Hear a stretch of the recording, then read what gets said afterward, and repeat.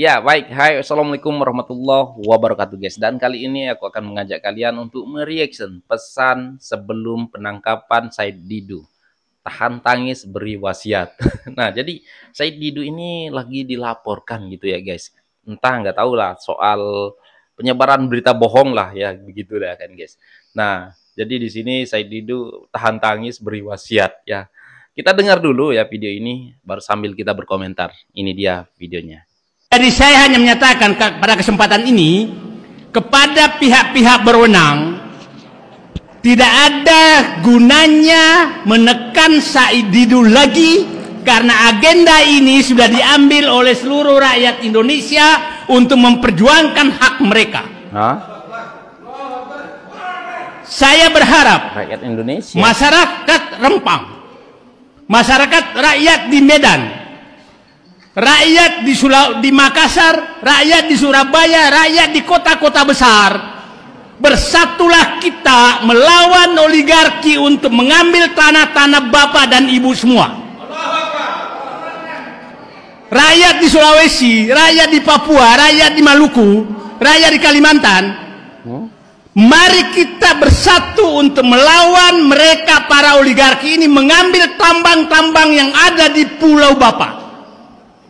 Karena yang melakukan itu adalah mereka-mereka yang bergabung di dalam orang-orang yang sama yang melakukan hal yang sama di PSN PIK 2. Jadi perjuangan ini bukanlah perjuangan Said Didu. Saya bukan siapa-siapa. Ya, memang. Saya hanya membuka bahwa ada pihak yang menguasai negeri ini yang bebas, seakan-akan bebas menggusur rakyat dimanapun dia mau, dan menjadikan pemerintah dan aparat sebagai bonekanya. Itu sebenarnya intinya. Dan boneka yang betul-betul dipelihara hampir 10 tahun ini adalah Joko Widodo. Memang Joko Widodo lah yang memberikan karpet merah kepada mereka lewat Undang-Undang Cipta Kerja, lewat PSN. Dialah yang memberikan karpet merah kepada oligarki untuk menguasai ekonomi, menguasai politik, dan menggusur rakyat dimanapun dia mau. Jadi pada seluruh rakyat Indonesia, hari ini saya datang ke tempat ini, saya menyatakan kepada penguasa Muhammad Said Didu menyerahkan agenda perjuangan ini dan berterima kasih kepada seluruh rakyat Indonesia bahwa agenda perjuangan menyelamatkan bangsa Indonesia ini Bapak dan Ibu sudah ambil alih. Tapi kita tetap bersama. Mudah-mudahan setelah ini kita berhasil untuk menghentikan arogansi para oligarki ini, dan mereka dan para boneka-bonekanya juga makin menyadari. Kita berharap Presiden Prabowo segera bertindak untuk menyelamatkan bangsa ini. Kita tahu bahwa tambang, hutan, tanah, sawah, laut, semua sudah diambil mereka. Hari ini saya menangis. Nangis saja. Saya mengingat teman perjuangan saya, Dr. Rizal Ramli, Dr. Faisal Basri, Lius Sungkarisma. Saya tidak tahu. Mudah-mudahan saya masih dikasih umur yang panjang. Saudaraku semua yang sudah sedang berjuang, selamat beristirahat di sisinya, dan insya Allah kami akan menyusul. Tapi saya bermohon pada Allah, panggillah kami semua menghadapmu setelah kami berhasil mengambil kembali kedaulatan rakyat, ekonomi dari para oligarki yang merampok negeri ini. Terima kasih. Assalamualaikum warahmatullahi wabarakatuh.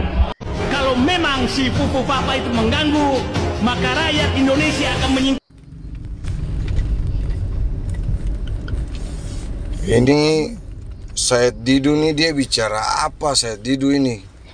Teriak-teriak sampai urat-urat leher keluar. Hah? Emangnya Pak Prabowo itu gampang dihasut, gampang dipengaruhi sama Pak Jokowi? Atau gimana? Didu? Didu? Didu, Didu. coba dulu jelasin. Emang Fufu Fafa kenapa? Rakyat siapa yang bagaimana sama Fufu Fafa? Ingat, sudah tua, ingat hari mati. Ukur kain kafan, ukur ya. Jangan terlalu sebar-sebar hoax, berita-berita yang nggak benar. Saya Didu, mendingan nyanyi. Du du du du du du du Didu gitu ya. Bingung, ini udah tua, bukannya mandi bersih, makan bubur, main sama cucu ke, main sama anak tetangga ke, ini sebar-sebar hoax. Aduh, benar-benar deh mau kata apa juga. Sekarang Pak Prabowo presiden dan Mas Gibran wakil presiden. Oke? Oke, Didu. Didu. Merdeka. Said Didu dilaporkan imbas konten soal PSN PIK 2 dan didesak untuk segera ditetapkan sebagai tersangka. Said Didu, teman-teman, dilaporkan atas dugaan pelanggaran pasal UITE gara-gara kontennya di medsos. Terkait konten Said Didu di Desa Kohot, betul. Beberapa kali dia membuat konten. Apa yang dinyatakan sama dia, saya kurang lebihnya tahu melalui ada yang ngirim, ada YouTube juga, itu semuanya tidak benar. Kenapa saya nyatakan tidak benar? Yang pertama, dia bilang nelayan terganggu. Tidak pernah nelayan terganggu. Seperti itu. Jadi tidak pernah ada larangan untuk nelayan. Sampai sekarang pun tidak. Nelayan nyaman-nyaman aja. Satu. Keduanya, dia bilang jual beli 35.000. Saya dilantik jadi kepala desa tahun 2021 bulan 10 tanggal 14. Saya sendiri beberapa kali bahkan sering membawa pemilik ke pihak pengembang itu dibeli di atas NJOP. Kenapa di atas NJOP? Karena selama saya ngejabat, NJOP di Desa Kohot itu 103.000. Ini buktinya. Saya bawa dua alat bukti NJOP. Makanya kalau dibilang NJOP itu kan tidak. Saya bicara di Desa Kohot ya. Ini 103.000, ada 2 NJOP. Ini NJOP tahun 2024 103.000. Nah, seperti itu. Jadi kalau dibilang digusur tanpa dibayar itu tidak. Sampai sekarang juga tidak ada gimana. Dan terkait masalah masyarakat resah dan tidak ada masyarakat yang resah. Cuman kalau kebanyakan bikin konten, orang yang resahnya begini, masyarakat itu karena kebanyakan konten, banyak ke YouTube, yang benar, yang salah dianggap benar nanti. Padahal itu tidak benar semua. Saya bisa bertanggung jawab itu. Baik dari saya pribadi, dia tidak pernah datang, apalagi soan atau kulonun atau assalamualaikum. Saya tahu Said Didu juga dari kata-kata. Ternyata itu Said Didu. Oh, inilah orang Said Didu. Jadi selama ini apa yang dia beberapa kali di Kohot itu buat konten itu semua tidak benar, bisa dipertanggungjawabkan. Bukan cuma dari saya, baik nelayan juga bisa dipanggil, yang jual juga dia bilang 35.000 atau 50.000 itu bisa dipanggil dan buktinya udah pada lunas. Ada yang 200.000, ada yang 150.000, rata-rata semua di atas NJOP. Kenapa NJOP yang tertera sampai detik ini 2024 itu 103.000. Tokoh pemuda Kosambi yang bernama Herwin juga akan bicara soal ini.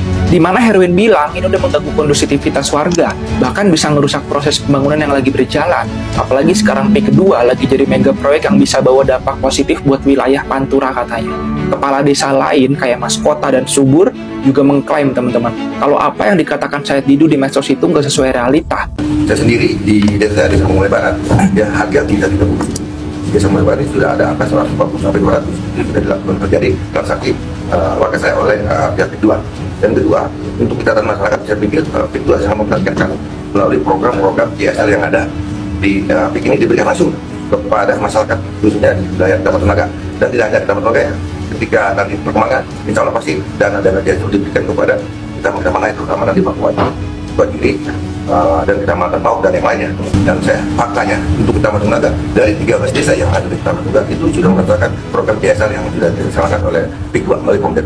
Di mana mereka bilang pembangunan yang dibawa investor ini udah kasih banyak manfaat, dari lapangan kerja, program CSR, sampai fasilitas kayak MCK di tiap-tiap desa. Jadi kalau Said Didu bilang dia ngebela warga yang mana katanya? Justru banyak yang ngerasa konten-kontennya ini lebih ke arah hasutan, teman-teman. Masyarakat kami itu juga adanya PSN ini sangat mendukung, baik dari tenaga kerja ataupun mungkin dari bantuan-bantuan yang selama ini diberikan oleh CSR PIK 2, yang mana kemarin baru saja didapatkan bahwa desa kami, Desa Lemo, itu menjadi desa yang sudah tidak ada lagi ODF atau buang air besar lagi sembarangan berkat program dari PIK 2. Wah, jadi untuk Said Didu siap-siaplah ya pakai baju orange karena menyebarkan berita bohong lah ya kan, ataupun menghasut masyarakat ya. Aduh, soal PIK 2 ya kan. Nah, jadi di situ ada pembangunan, tetapi ya pokoknya Said Didu ini bisa dibilang menghasut rakyat ya kan. Pokoknya siap-siap lah ya Pak Said Didu. Jadi aku pun kurang tahu sebenarnya pembangunan apa yang dibangun di Tangerang kalau nggak salah ya kan. Sehingga Said Didu ini menyebarkan ujaran ataupun penghasutan lah ya, membuat konten, akhirnya dilaporkan. Dan wasiat Said Didu itulah ya kan, katanya seluruh rakyat Indonesia mengambil alih lah atas perjuangan mereka ya kan. Enggak ya. Cukuplah untuk anak-anak abah aja yang ngambil alih ya kan, aku nggak ikut-ikutan. Oke lah guys, semoga sajalah Indonesia ini aman damai tanpa Said Didu.